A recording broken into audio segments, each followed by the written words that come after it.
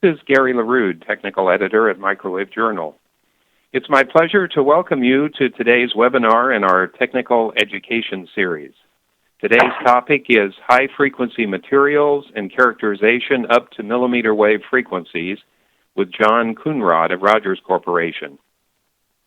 Microwave circuit designers have many powerful design tools, yet the success of the design depends on the accuracy of the input data. High-frequency printed circuit board material properties are often assumed to be simple, which is an oversimplification. John will help us sort through the challenges of characterizing and modeling PCB materials. The webinar will last an hour, with the first 45 minutes for John's presentation. That will be followed by a Q&A session. You may submit a question at any time. Just use the Q&A box on the WebEx website. Please address your question to all panelists, which is the default setting. Following the session, you will receive an email with a link to download the slides shown by John, and the presentation will be recorded and available to replay in the events section of the Microwave Journal website. It usually takes about 24 hours for it to be posted. Now let me introduce our speaker, John Coonrod. John is a Senior Market Development Engineer in the Advanced Circuit Materials Division of Rogers Corporation. John has been involved with the printed circuit industry for 27 years, serving in various roles: circuit design, applications engineering, process and materials engineering, and electrical characterization.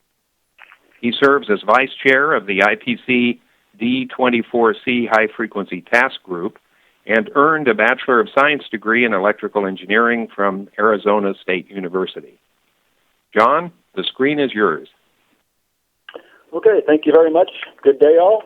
And thank you for joining the Microwave Journal webinar with Rogers Corporation. As stated, I'm going to be talking about high-frequency materials and characterization techniques for microwave frequencies and up to millimeter waves. I will be sharing some information, as you'll see, beyond microwave and into the millimeter wave as well. But let's go ahead and get started. The first slide is just showing the agenda that I plan on going through. And it's really broke up, this webinar is broke up into three main categories. And the first one's going to be common test methods. After that, I'm going to review a test method or test procedure that I believe to be optimal for circuit characterization of understanding electrical properties of materials. And then I'm going to give some real-life examples of a lot of measurements I've taken on different RF circuits and different concerns that are noted. I'll also say right up front that this is going to be a pretty fast-paced webinar because this is a pretty rich content topic, and I really want to do it justice. So I'm going to give out a lot of information in a very short period, and I'm hoping to do that to where I can still have 5 or 10 minutes at the end for some question and answers. So with that, let's go ahead and get started. And to begin with test methods, I want to throw out a few slides here on some basics of high-frequency materials. And so the first slide is just showing some very basic information about high-frequency materials. And in general, the most common high-frequency materials used in the microwave PCB industry are usually PTFE-based or hydrocarbon-based. And there's different types of PTFE-based. Some are woven glass, some are not. Some are ceramic-filled, or some have other kind of fillers. And you can see some pictures there of the different types of PTFE laminates. Then the hydrocarbon-based laminates, those are usually a thermoset system, whereas the PTFE are thermoplastic. Thermoset will not remelt or reflow at high temperatures. Thermoplastic does. Also, in general, PTFE is probably a little bit lower loss than hydrocarbons as a general statement. But the hydrocarbon systems are usually filled. They're usually ceramic-filled, and they're also usually woven glass. And the woven glass is really there as a mechanical rigidity. It's there to help dimensional stability. And the next slide is actually showing copper. And there's several different coppers used in the printed circuit board industry. And I'm going to make a generalization and just talk about the copper being two types. One, ED copper, electrodeposited copper, and two, rolled copper. Now, there are a bunch of different types of ED coppers and several different rolled coppers, but just for a generalization, ED copper typically has a rougher copper surface. And rough copper surface I'm going to talk about several times throughout this presentation. And the surface I'm talking about is actually the interface between the copper and the substrate. So in my cross-sectional view shown here of the ED copper, you can see that the copper surface between the copper and the substrate is very rough. And if you look to the right, there's an SEM photo of a ED copper, and that SEM photo is split up into two. The left side says copper, and that's showing the surface, SEM photo of the ED copper surface. And to the right is showing the dielectric, or the material. So after the material has copper laminated to it and the copper is etched off, that's what the surface of the material looks like. And it's basically taken the mirror image of the copper surface profile. Now, if you look at the bottom left picture, that is the rolled copper picture, you can see that the rolled copper has a much smoother surface, and generally that's true. Rolled copper usually has a much smoother surface than ED copper, and the SEM photo for that is to the right. So the next slide is where we actually get into start talking about some of the test methods. And in general, there is no lack of test methods for characterizing high-frequency materials. IPC has 13 different test methods determine dielectric constant dissipation factor. And I'm going to use the term dK for dielectric constant or relative permittivity and DF for dissipation factor. And ASTM has test methods, NIST has test methods, OEMs have test methods, universities. So there's a lot of test methods. And each of these test methods have their own set of pros and cons or capabilities and limits. And what's kind of scary to people that don't understand some of the things going on with test methods and materials is the fact that you can test the same exact piece of material with two different test methods, get two different answers, and actually both the answers are correct. And that's a little frightening until you really start understanding some of the details of the test methods and the materials, and I'll explain that a little bit later. But the bottom line, the bullet at the bottom is really true. There is no perfect test method, and if there was, we'd only have one test method to deal with. So this slide's really making another generalization that there's two different kinds of test methods when it comes to high-frequency materials. There's the test methods involved with testing the raw material, the raw substrate itself, and then there's test methods where someone will make a circuit and from the circuit performance evaluate the material properties to determine dielectric constant dissipation factor. So for the raw material testing, I'm going to look at the first three, full sheet resonance, clamp strip line resonator, and the split post dielectric. Excuse me. And then for the circuit evaluation, I'm going to look at the microstrip transmission line testing. I have looked at a lot of these and used many of them, like ring resonators is pretty popular, and others too. But for this webinar today, we're just going to look at the transmission line testing. So the FSR test is defined by an IPC test method, and you can find that at ipc.org. And the IPC specification set is listed here at the top. And really what it's doing is using the copper-clad panel as a parallel plate waveguide. And you do a frequency sweep across the panel, and you look for half wavelength standing waves. You find the center frequency of that, and given the geometry of the panel, you can determine the dielectric constant. It's a pretty simple test method. The panel is acting as a parallel plate waveguide. More specifically, it's acting as an open-walled, loaded parallel plate waveguide. And you can only determine dielectric constant and not dissipation factor, and that's really due to an inability to accurately account for radiation losses from the open walls, even though there are some papers and some tricks out there that can guide you to do that, but generally that's not done. So just dielectric constant only is found with this test method. Here's a picture of the fixture that is described in this IPC test method in the upper left, and then to the bottom is some 20 mil 4350B that's being tested. And this is actually pretty rigid material, but you can see when it's in a large format, like a 24 by 18 panel, it can bow when it's suspended in the air. And because of that, we've modified the fixtures, and how we actually test it is on a flat table with low-profile clamps. And sometimes what you see on data sheets is they'll recommend or they'll state the test method that's used, and then in parentheses they may put modified. And that's usually what's going on, that they're modifying the test method to be something a little more practical, in this case to make sure that the panel's not bowing when we test it. So a quick overview of the FSR test method. FSR is testing the z-axis dielectric constant of the material only, or the thickness axis. The pros of it is quick and simple. It's pretty easy to do. It's pretty accurate for a dielectric constant, minimal operator dependencies, and it's non-destructive. So really when we test a panel and we know what the dielectric constant is of that panel, we can ship out that panel with the dielectric constant associated with that particular panel. Sometimes OEMs pay for a service to do that, to where they can correlate their end-use application to the results of a FSR testing, and thereby they can do some tuning in the circuit fabrication process. And then the con side of the FSR test method is that it can't get dissipation factor, unfortunately. Also, thinner laminates are more of a challenge for accurate decay determination, and just because of the nature of a large panel with a half wavelength standing wave on it, that means long wavelength, low frequency, so this is a low frequency test. The next test method is the clamped X-band clamped strip-line resonator test, and this test method is used very commonly by the laminators, the people making laminates for the printed circuit board industry.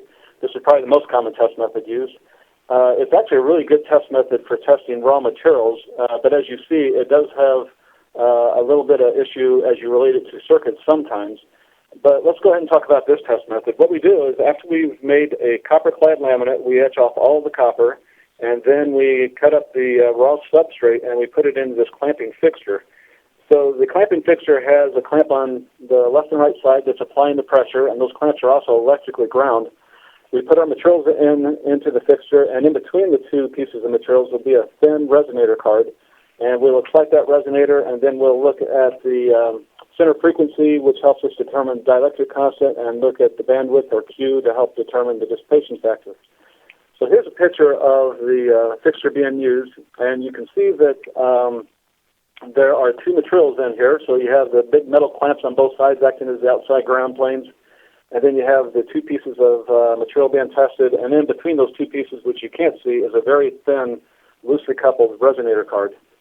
And the resonator card is designed per the IPC spec, and for a particular material, the resonator card will have the attributes to where it will have a half wavelength resonance at 2.5 gig, two half wavelengths at 5, we'd call that node 2, node 3 at 7.5, node 4 at 10, etc.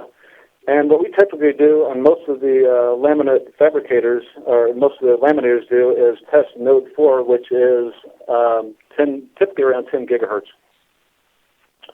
So here's a screenshot of this test, testing materials, and you can see the different nodes. Node 1 is just about down in the noise floor, and we can do something about that. If we're interested in testing node 1, we can adjust some things and make sure we get a good, clean response there. But we typically test node 4, which you can see here is pointed out, and it's a pretty clean peak, so we can determine the dielectric constant dissipation factor from that very easily. This test method, as you can imagine, a clamping mechanism, when you clamp things together, it's inevitable to have some amount of entrapped error. There's no way around that. And that error that is entrapped in there is going to be part of the system that's trying to report the dielectric constant. And error is a very low dielectric constant, obviously. So the entrapped error can actually lower the dielectric constant being reported to the material. Now, this is different from one material to another. Some materials that are very rigid and had a rough copper on them, and when we etch off that rough copper, now the surface of the substrate is pretty rough, so that type of material is going to have more entrapped error as opposed to a soft material that's very compliant, that will comply under the pressure that had smooth copper or smooth surface. So we're very much aware of all that. We've done this test for years and years, and we understand how this works with the different materials that we test. Another issue with this test method is anisotropy, and in the printed circuit board industry, the materials used there are typically anisotropic, which means the dielectric constant in the z-axis or the thickness axis is typically a different dielectric constant than what is in the x or the y-axis, and that's just the nature of how these materials are made usually. Rogers does have some materials that are very isotropic, but in general, most printed circuit board materials have a different dielectric constant in the z-axis as compared to the xy plane. Now, where this comes into play with this test method is the resonator is purposely loosely coupled, which means you have a large gap here from the feed lines to the resonator element, and in that gap area there's going to be electric fields, and when the material is pressed up against that gap coupled area, the material, XY properties of the material are actually affecting those electric fields in the gap coupled area, and because of that, that can adjust the electrical length, which can shift the center frequency, which can make the resonator report a different dielectric constant than what you would want it to report for the z-axis material. So the XY properties of the material pressed up against the gap-coupled area can actually affect electrical length and ultimately calls the fixture report a dielectric constant that's slightly different than the z-axis, which is what we're trying to report. So this test method really is intended to report the z-axis dielectric constant and dissipation factor. It does report the pros and the cons are. The pros, it does report the dielectric constant and dissipation factor. It's a good test, very reliable, very repeatable for testing raw materials. So we use it as a QA test, as does a lot of laminators. And we also use it for process control, and we have the ability to look at DK and DF variation within a sheet and sheet to sheet, lot to lot, things like that. It's very good for that. The accuracy of the DK is quite good. The dissipation factor is a little more difficult, but that's true with just about any test method. And there's minimal operator dependencies, and it is operating in the range of frequencies where there are a lot of microwave applications from 2 to 10 gigahertz. The drawback with this test method is the dielectric constant can be reported different on actual circuits than this test method because of the entrapped error. It's also a destructive test, so whatever material we test, we will not be shipping that material. It's a destructive test. And there's also limited material configurations for the thickness that will fit into this fixture. And then the resonator cards also can change over time.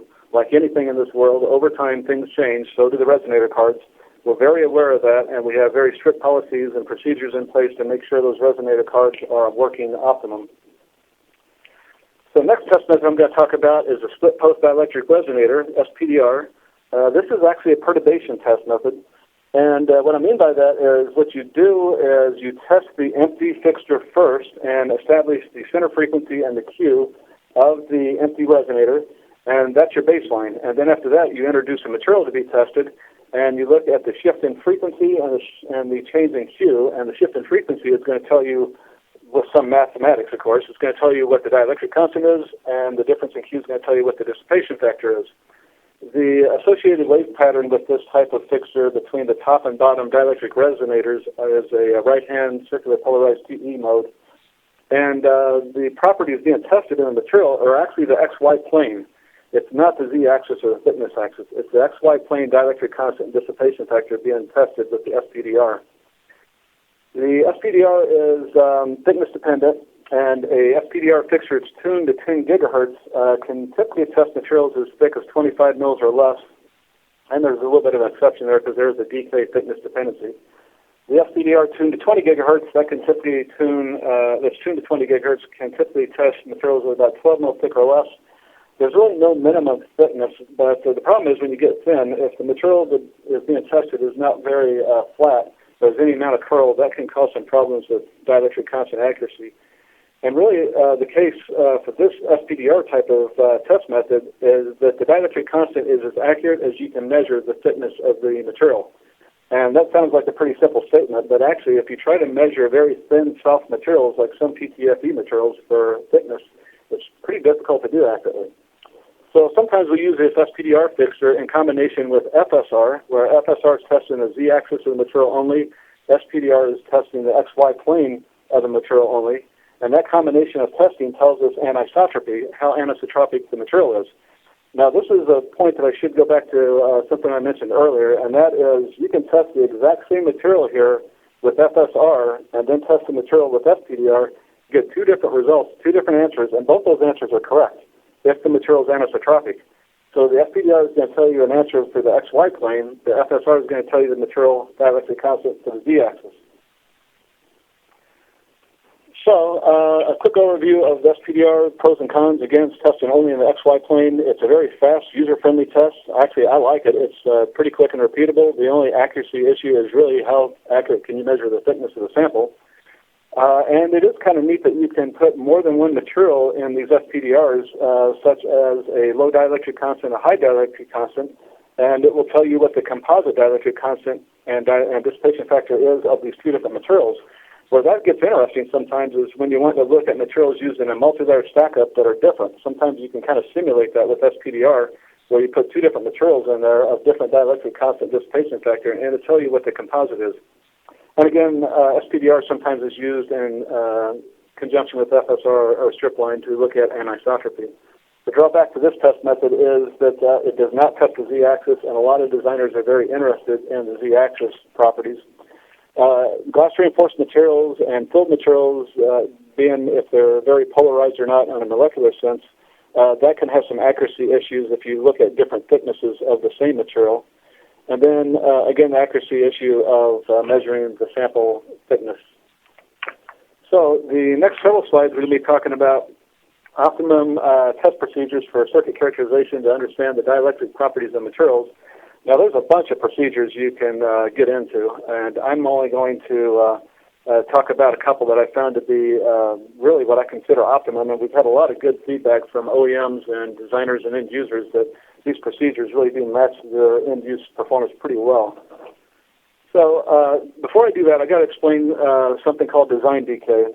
So design decay is a term that we coined some time ago, and it's really an effort on our part to give the designers better information for designing circuits for the dielectric constant. So there's, if you look at the screenshot here of our product selector guide, there's two different dielectric constants shown here. There's a process dielectric constant and a design dielectric constant. The process dielectric constant is the dielectric constant of the raw material as we test it in the clamp strip line test, and that's what we do for QA and for in-process control. And then the design dielectric constant, that is the dielectric constant that is determined by actually testing circuits. So this is not tested by a fixture or raw material. This is actually testing real circuits, in this case microstrip transmission lines. And the design decay is the dielectric constant number recommended for circuit modeling or design. However, the design decay shown here and on data sheets is what I would call a generic design decay, because the design decay is actually frequency dependent and thickness dependent, and I'll show that in the next few slides. And to do this, I'm going to fall back on some really basic stuff. So any of you that's been in the RF industry any amount of time, you're going to find this a little boring to begin with. I apologize, but it's a really simple way to think about this. And that is, if you have an electromagnetic wave that's zipping around in free space and it encounters a substrate, and the substrate's going to have a higher dielectric constant, there's several things that happen, and one of them is that the wave will slow down. So higher dielectric constant means slower wave. And there's other things that can slow down the wave besides dielectric constant. We have found from many studies that the copper surface roughness can impact the phase velocity and can slow the wave down. So what can happen is a circuit can report a higher dielectric constant with using the exact same material and only a change being to the copper surface roughness, where a rougher surface will slow the wave, and again, a slower wave means higher dielectric constant. So we've done a lot of different studies, and this is an excerpt from one of the studies. And what it's showing here is that we made 50-ohm microstrip transmission lines, and we made them all in the same material, 4 mil LCP. And what we did was we used the same laminate, same watt number, same everything, and we used different types of copper with different roughness. We made up these copper-clad laminates, and then we sent them off for circuit fabrication, and we tested the microstrip transmission lines using a test method I'll explain later that's called microstrip differential phase length method. And that's really when you take a short circuit and a long circuit, you measure the phase difference, and you determine the effective dielectric constant. But I'll get into that a little bit more later. But what we did was we looked at the results of these circuits made on these different laminates, where the only difference is copper surface roughness. And you can see that the red curve, those circuits were reporting the lowest effective dielectric constant for the microstrip transmission lines, and that red curve is using the smoothest copper, a copper roughness of 0.5 microns RMS. As you look at the circuits tested with the rougher copper of 0.7, you see that's a little higher effective dielectric constant, rougher again at 1.5 microns RMS surface roughness, higher effective dielectric constant. Finally, the blue curve is the highest effective dielectric constant, and it is the copper surface that is the roughest. And again, there is no difference in the substrate at all. This is all the effects due to the copper surface. Now, there's a thickness dependency with this as well. And a thinner circuit is more dominated by the conductor properties than a thicker circuit. And so what happens is on thinner circuits, you get more of the copper roughness affecting the wave propagation than you would on a thicker circuit. As an example, I put together a very simple experiment where I used the same substrate from the same lot, same everything, and also same copper from the same lot of copper.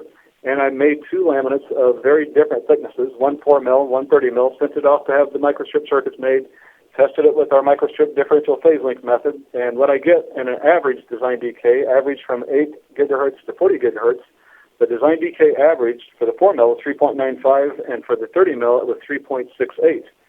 Now, what happens is if you go to even thicker, 60 mil for the 4350D material, you'll find that the design decay is 3.66. And if you even went thicker somehow, to 120 mil or even 500 mils, it doesn't matter. It's going to settle at 3.66. And that's because once you get thick enough, the copper effects are really not impacting the wave propagation. And now you're really looking at the intrinsic or the bulk property of the 4350D material. And that's a 3.66 dielectric constant.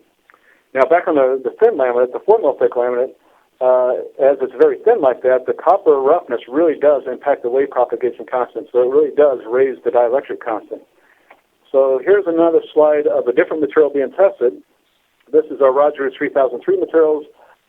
This material is a ceramic filled PTFE used extensively in millimeter wave and microwave both.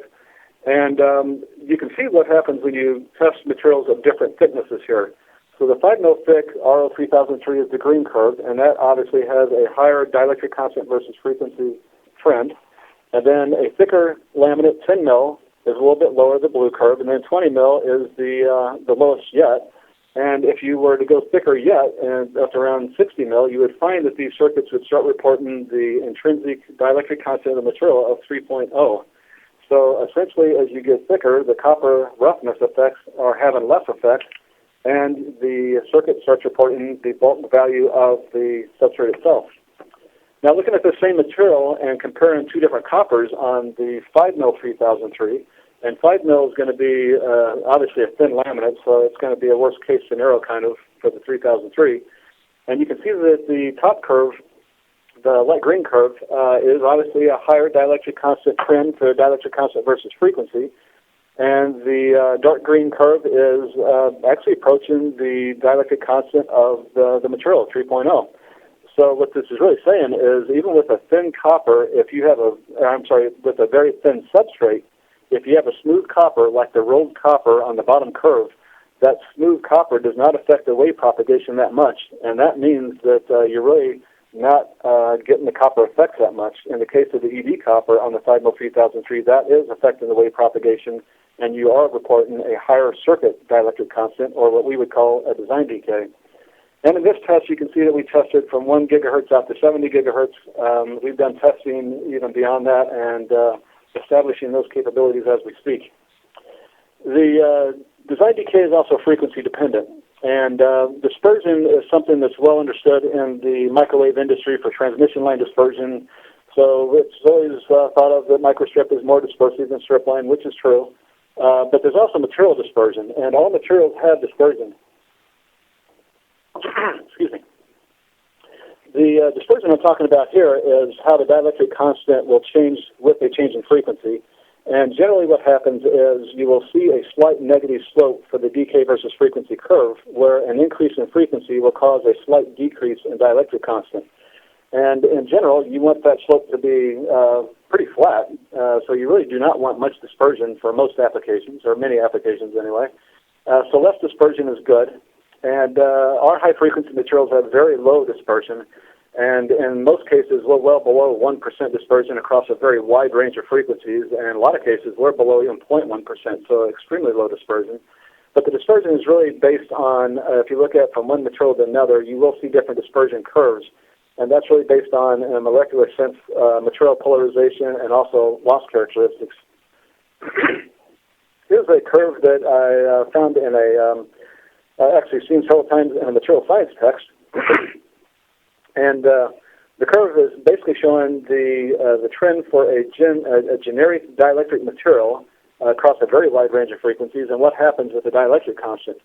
So at very low frequencies, let's say DC or just a few hertz, the dielectric constant doesn't change as you get a change in frequency. So at that point, the term dielectric constant probably applies. It probably really is a constant. As you go up in frequency and get higher and higher, the dielectric constant starts changing a little different. And in the range that we are normally interested in, anywhere from 300 megahertz on beyond 100 gigahertz even, normally what happens is the dielectric constant will have a slight decrease with an increase in frequency. Now, here's an example of kind of a worst-case scenario where I use some 20 mil high-performance FR4 that's really not intended for high-frequency use, but it does show a pretty good amount of dispersion, and you can see it's got about I don't know what that is, about almost 0.2 something for a difference in dielectric constant from 1 to 40 gigahertz. And then the 20 mil 3035 materials, that again is a ceramic-filled PTFE materials, and you can see it's just about a flat line. If you look really closely and zoom this in close, what you'd find is at 1 gigahertz, that's a little bit higher than it is at 40 gigahertz. And that's normal for high-frequency materials. There's always that slight negative slope. So let me talk now about the microstrip differential phase length method. This method's actually been around a number of years. There's a really good paper by Polzar that explains this, and I'll be happy to share that if someone's interested. Really what you do is on the same sheet of material, you make two transmission line circuits. They're identical in every way, microstrip transmission line circuits. They're identical in every way except for physical length, and I usually use a 3-to-1 ratio.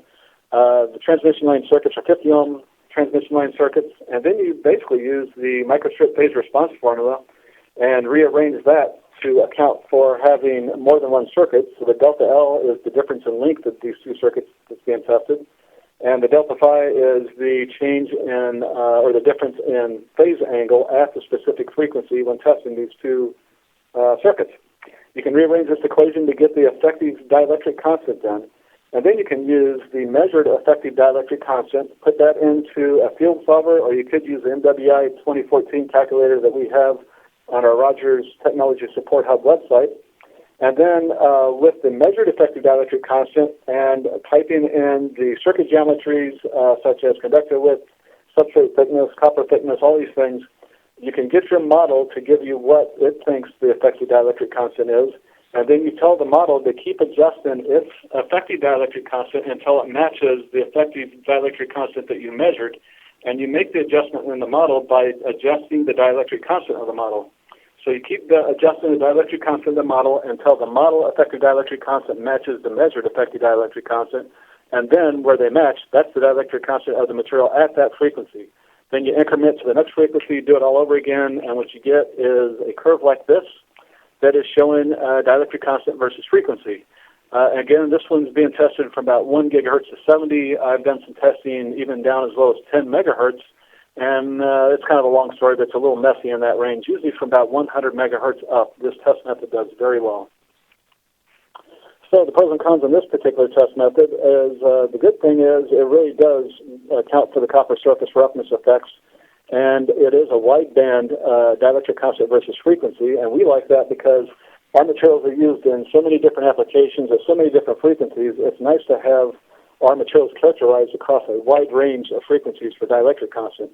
And also the results here are results from testing actual circuits. This is not from a fixture, from raw material testing. This is real live circuits.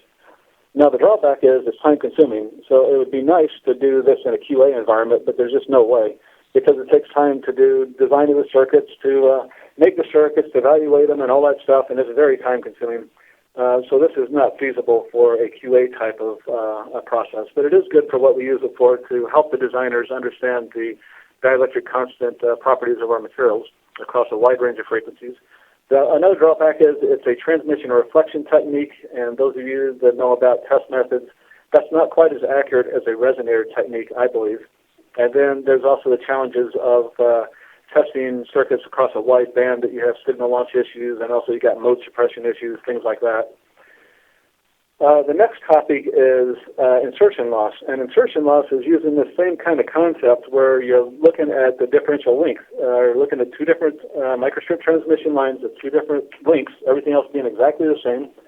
And in this case, what I do is I use end-launch connectors that are pressure contact, not soldered, because connectors are not normally phase matched. And if you actually use soldered connectors and not use the same connectors on the two different circuits, you can get some bad results, actually. So what's good to use, I think, is in-launch connectors that are pressure contact. That way you can physically use the same connectors in the short circuit, take it off, put them on the long circuits, use the exact same connectors, and you should orient them according to the ports consistently. So anyway, what we do is we measure the insertion loss of the long circuit, short circuit, subtract the insertion loss, and we get in losses in dBs per unit length. So it's dB per inch or dB per millimeter, something like that. Here I've shown two screenshots of some material I'm testing, and the material was 20 mil thick RT Geroid 6035, HTC. This is an extremely high thermal conductivity material that's been used in very high power amps and is low loss and fantastic for dealing with a lot of thermal management issues. So what I'm showing here on the left is the 2-inch microstrip circuit being tested, and on the right is the 8-inch. And I'll just go through the screenshot real quick just to show you what I'm looking at. The blue curve near the top is the insertion loss curve, or S21 curve. The squiggly lines on the bottom are the reflection out of port 1, port 2, as S11, S22. And then the green curve in the middle is the time domain impedance curve, and that's showing me what the impedance is of the circuit. And I typically try to get 50 ohms, of course, since my connectors and cables and everything's 50 ohms. And for return loss, I usually try to make sure it's as good as 15 dB or better. And anything that's worse than 15 dB for return loss, I discount. And in this case, I had some return loss issues about 30 gigahertz. So the material is capable well beyond 30 gigahertz. It's just because of the circuit design, I only had good data that I could comfortably report up to 30 gigahertz. So here's the insertion loss curve that I get out of that test method. Now, in theory, what we're looking at is the insertion loss of the material itself in circuit form, but we are not looking at the losses due to the connectors or the signal launch. In theory, when you subtract out these circuits, the short circuit and the long circuit using the same connector, same signal launch, you're really subtracting out the losses and the effects of the connectors and the signal launch. And I keep saying in theory, because when you really get in details, there is a little bit of that there. If you have a good, clean signal launch, that minimizes the difference. But overall, this is a good example of the insertion loss of this circuit material. So now I want to give you some real-life examples of different issues that I've ran into and some different things to think about when looking at phase measurements and insertion loss and how that can be problematic and how to understand it a little bit better. So first off, I need to talk about some insertion loss, very basic theory. And as most of you probably know, insertion loss, the total loss of a circuit, is made up of 4 different components. It's made up of conductor loss, dielectric loss, radiation loss, and leakage loss. I'm really just going to keep it simple and talk about conductor loss and dielectric loss in this webinar. And here's a good example of how to think about dielectric loss and conductor loss and how it relates to the total loss. So the middle curve has a legend, so let me talk about that first. So the very thick purple line, or whatever that is, magenta, that is actually from measured data of the circuit. So this is 10 mil thick 4350B circuits that were measured out to 20 gigahertz, and the thick line is the actual measured data. And then the other lines are my model. The model that is MWI 2014. There's a free software from our Technology Support Hub. And anyway, in that model, it's using the Hammerstedt and Jensen routine for closed form equations, and you can see that the total loss, the green curve of that model, matches the measured loss pretty closely. So I think the model's valid. And the nice thing about this model is it breaks out the insertion loss into 2 different components of dielectric loss and conductor loss. And here for the 10 mil thick, you can see that there's more conductor loss making up the total loss than there is dielectric loss. And if you go to the right, a 20 mil thick 4350B, you see that the dielectric loss and conductor loss are about equal. They're about the same when you add them up to be the total insertion loss. Now going to the far left, a 6.6 mil 4350B, you can see that the conductor loss, the red curve, is really dominant, so it's really outstanding. So if you're using the 4350B 6.6 mil laminate, and this is actually good insertion loss, by the way, at 20 gigahertz, 0.9 dB per inch.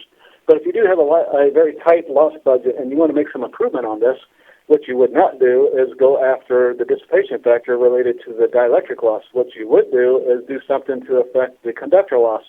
And in this case, you could change from the standard 4350B to the 4350B low pro.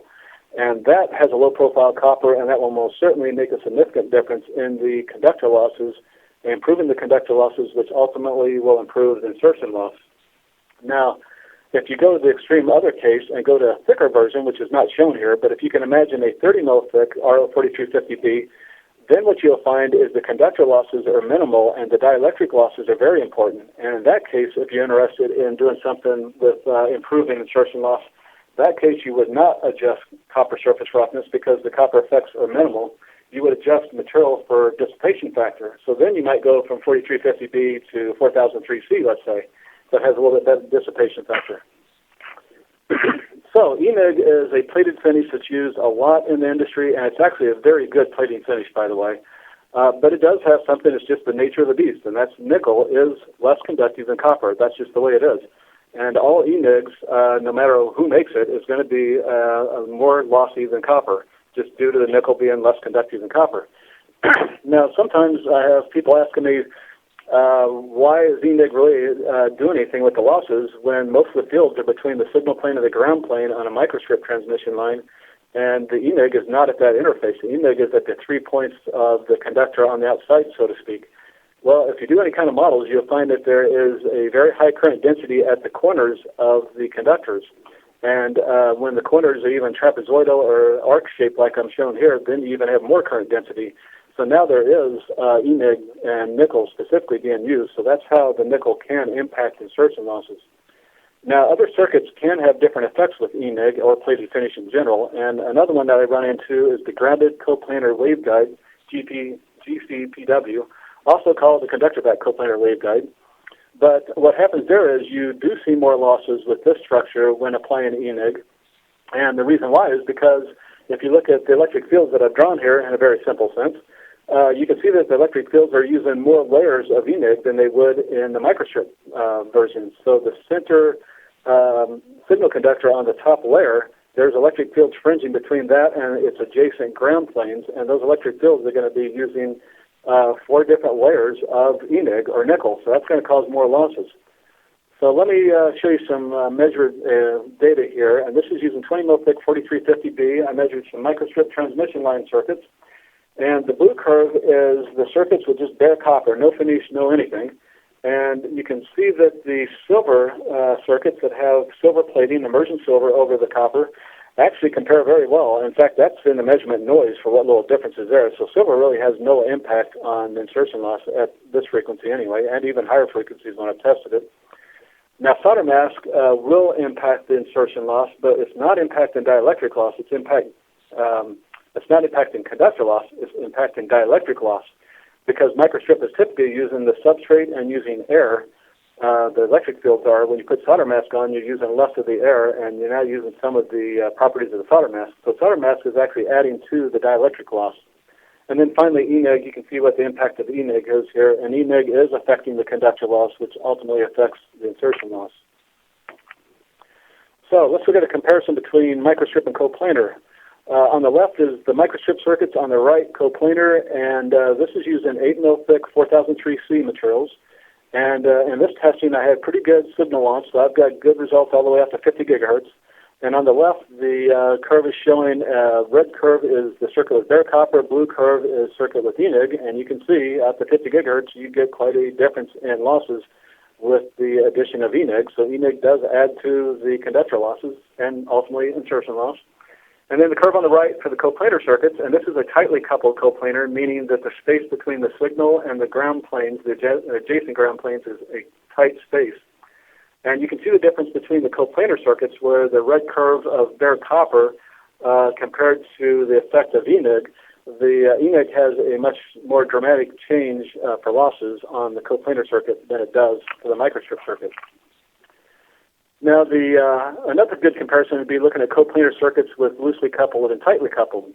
The tightly coupled circuit is shown on the left, and that's, again, red curve is bare copper, blue is ENIG, and you can see there's a pretty dramatic difference in insertion loss between the bare copper and the ENIG circuits with tightly coupled coplanar circuits. And on the right, this is a loosely coupled coplanar circuits, or a larger space between the signal conductor and its adjacent ground planes on the coplanar layer. And you can see that the ENIG causes less losses on that particular structure. So this chart is now showing thickness dependencies. Now, as I've mentioned before, a thinner circuit is more dominant by conductor losses. And that's true here, too. And what I'm showing is 2 different circuits being tested. And these are using 4003C materials. One of them is a 20 mil thick 4003, one's an 8 mil thick 4003. And the first 2 top curves is showing the 20 mil thick circuits with bare copper, and then the red curve below that is showing the same circuits with ENIG. And you can see there's about a 0.21 dB per inch difference between the circuits using the 20 mil thick laminate. Now, if you use the same laminate and same copper, same everything, the only difference is you go thinner. Now looking at 8 mil thick 4003 circuits, you can see the difference between the bare copper and the ENIG is about 0.38 dB difference.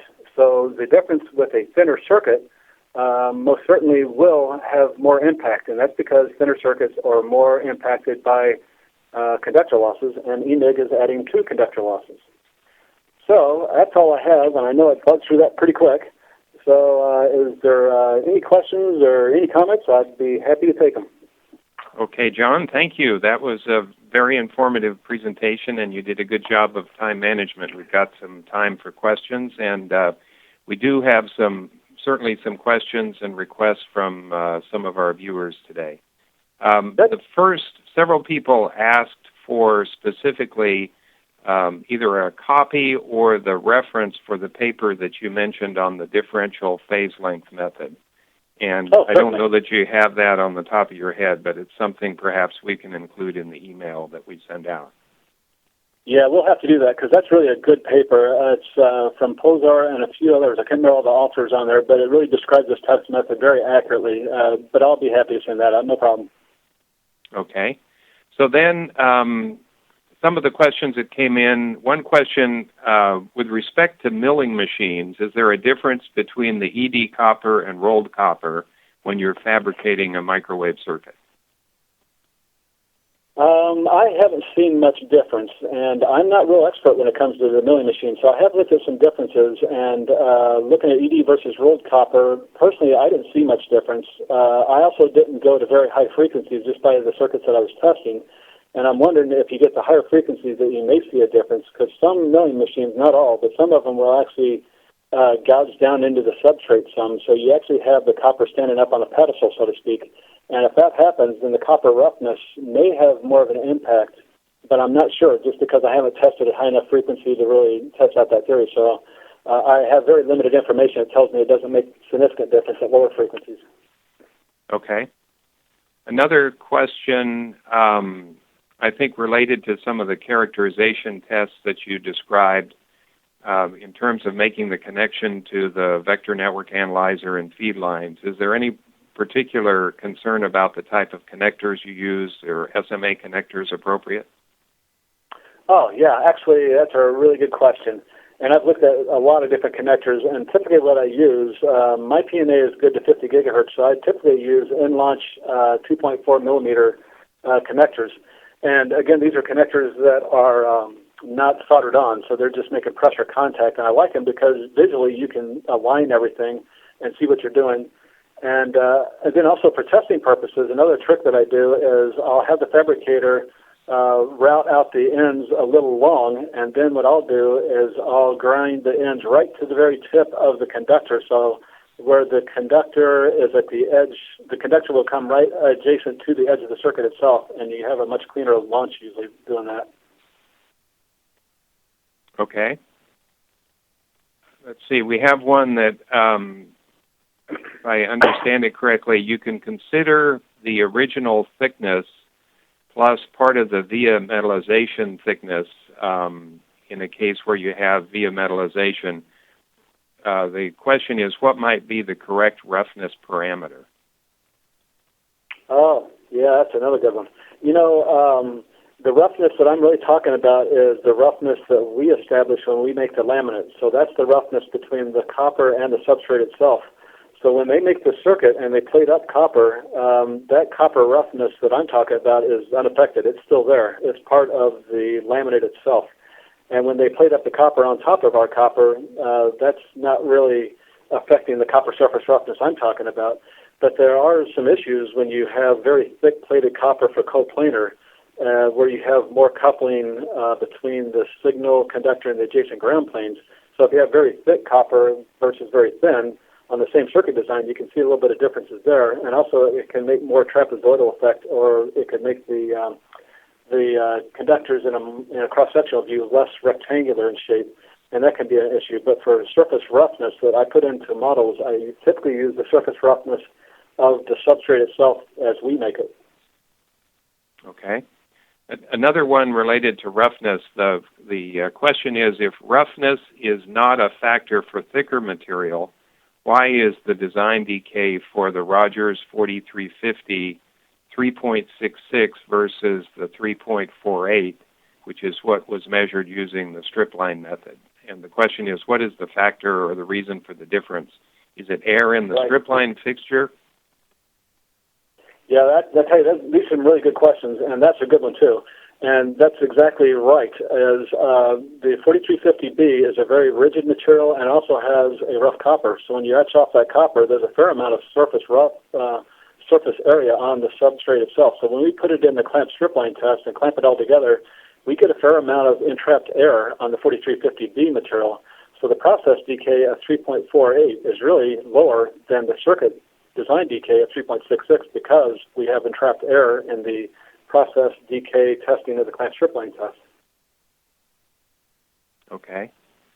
Another one, would one estimate a different design decay for the thinnest boards in the Rogers range?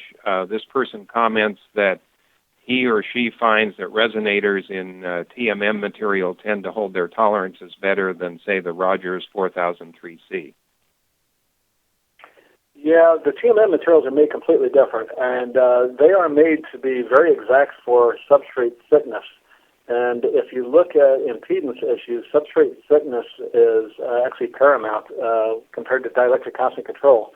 But TMM is made in a very laborious, I can't describe it here right now, but it's a very different process than 4350B, and it's usually held very accurately for thickness control, and that usually means resonators and filters and couplers and different things like that are a little bit better controlled than the 4350B, which is made in a high volume type of process. Did that answer the question? I'm not sure if I caught all the question. I'm not sure. I was just basically reading it, so I don't know from the questioner if that's exactly what they, where they were directing it. But we'll assume I'm hoping I answered it. If I didn't answer it, then I'd invite them to go ahead and email me, and I'll try to get a hold of them and answer it. All right. Question on slide 35. Basically, what is the conclusion that you draw from slide 35?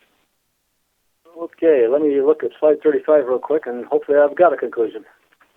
Oh, this is just kind of an example for those that are wanting to replicate what I do. And so this differential phase length method, differential length method for insertion loss, I'm pretty much showing the world what I do. So when I test the 2-inch circuit on the chart on the left, this is really a screenshot of my PNA. And what I look at is I look at the insertion loss, and I make sure it's well behaved, and I don't have weird squiggly lines, noise all over the place.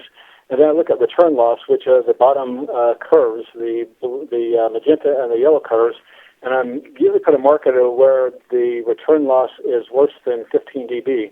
So when the return loss is worse than 15 dB, whatever frequency that is at, that's where I discount the data from that frequency up. So the return loss must be better than 15 dB or better for me to consider it valid data. And then the green curve shown here is the impedance of the circuit itself. And I want the circuit to be as close to 50 ohms as possible because that's what my connectors and cables are. And also the impedance curve shows you more things that are very interesting too. The first couple of bumps there is connector 1, and then you go to the right of the impedance curve and you get another bump close to the right by the numbers and letters. And that's the connector at the other side of the circuit. And those little bumps, they give you a hint of how good the signal launch is. If those bumps are very high, a positive bump would be inductive, a negative bump down would be capacitive. And that kind of tells you what to do with signal launch, whether adding copper or subtracting copper to minimize those bumps. But those bumps help me understand the signal launch and what I should do to improve it. But really what I'm doing here is just showing, giving an example of what I do to collect this data of the 2-inch circuit and the 8-inch circuit, a screenshot of what I'm looking at. Very good. Another question, is it possible to fabricate multi-layer Rogers board or Rogers material 3000X that are greater than 4 layers? Apparently, this particular person was trying to do a 6-layer board, but the PCB fab was having difficulty producing it. Right. Yeah, there's the 3003 material has been used in high-layer count multi-layers for years and years, and that's really no problem. But it is a PTFE-based material, and as with all PTFE-based materials, we most certainly invite the fabricator to bring us into into the fabrication and make sure that we really understand the overall build and that we can optimize and help them with it. But yeah, the 3003, 3006, 3010, 3200 materials, they're used in multi-layers all the time, much higher layer count than that. But there are some tricks. They're usually not difficult. It's just things that you have to know about. So we strongly invite the fabricators to pull us into any kind of situations like that, and we'll definitely help out. Okay, that sounds like a good suggestion.